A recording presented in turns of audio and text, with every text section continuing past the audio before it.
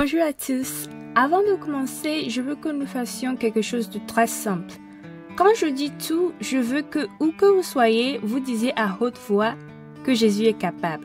Ok, essayons. Tout. Encore une fois. Tout. Jésus est capable. Maintenant, la raison pour laquelle je voulais que vous fassiez ce petit exercice avec moi est simplement pour vous faire reconnaître dans votre cœur et dans votre esprit que Jésus est capable de tout. Par cette reconnaissance, vous déclarez que malgré tout ce qui se passe dans le monde ou dans votre vie, vous avez l'assurance qu'avec le Christ, vous êtes vainqueur. Comme nous l'avons vu, la Bible nous montre que même face aux pièges camouflés tendus par le diable, Jésus reste vainqueur. Par conséquent, si nous faisons le choix de marcher avec le gagnant de tous les temps, nous serons également gagnants. Nous avons déjà entendu parler du deuxième piège que Satan a tendu à Jésus, qui est le piège de la présomption. Et d'après ce que nous avons lu, nous comprenons que le piège de la présomption implique l'orgueil, l'arrogance, l'autoglorification et peut être tendu à n'importe qui et ou dans le sommet de leur vie.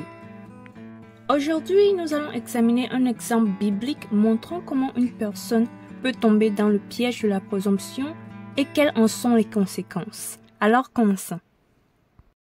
Il était une fois un roi nommé Nebuchadnezzar.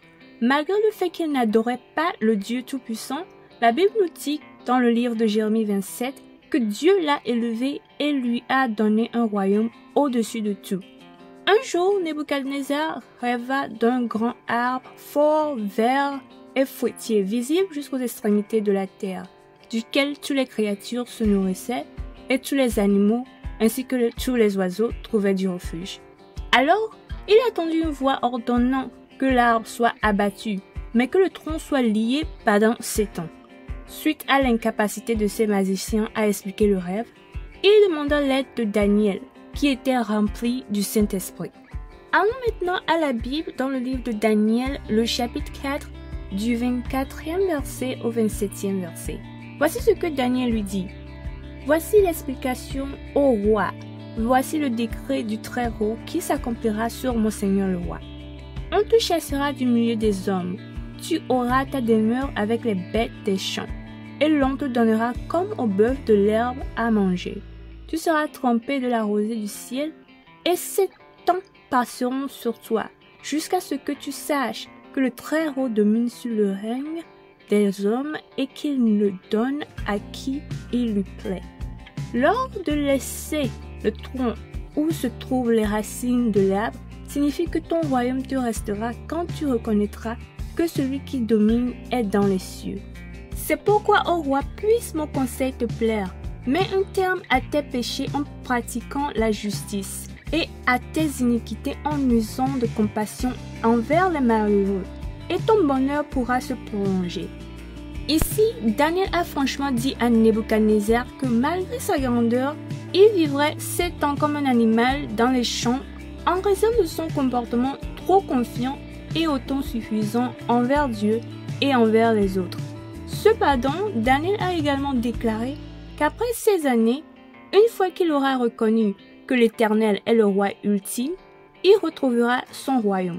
Montrons que même à l'époque de l'Ancien Testament, la grâce existait. Mais pour empêcher la réalisation de son rêve, Daniel a conseillé à Nebuchadnezzar de renoncer à son orgueil et à son arrogance, et de pratiquer l'humilité, la justice et la compassion. Cependant, comme le soulignent plus tard les versets 30 à 34, il n'a pas du tout tenu compte des conseils, ce qui lui a fait subir les conséquences. Maintenant, il est important que vous reconnaissiez que Dieu vous met en garde de plusieurs manières sur les choses qui pourraient vous arriver si vous continuez à le désobéir et à le rejeter ainsi que ses commandements. Dans ce cas, nous voyons que l'une des choses qui peut entraîner la ruine d'une personne est d'être présomptueux et de ne pas donner à Dieu la gloire qu'il mérite pour les choses qu'il fait dans nos vies. En effet, lorsque nous commençons à prospérer, nous devons nous rappeler que ce n'est pas par notre propre pouvoir, mais par le pouvoir de Dieu. Malheureusement, c'est à ce moment-là que Satan fait le plus de victimes car les gens oublient leur simple début et commencent à faire confiance à leurs capacités et à leur statut. Un comportement qui finit par les déconnecter de la source vivante et leur fait tout perdre. Bien-aimés en Christ, ne tombons pas dans le piège de la présomption comme Nebuchadnezzar. Soyons plutôt des vainqueurs comme le Seigneur Jésus.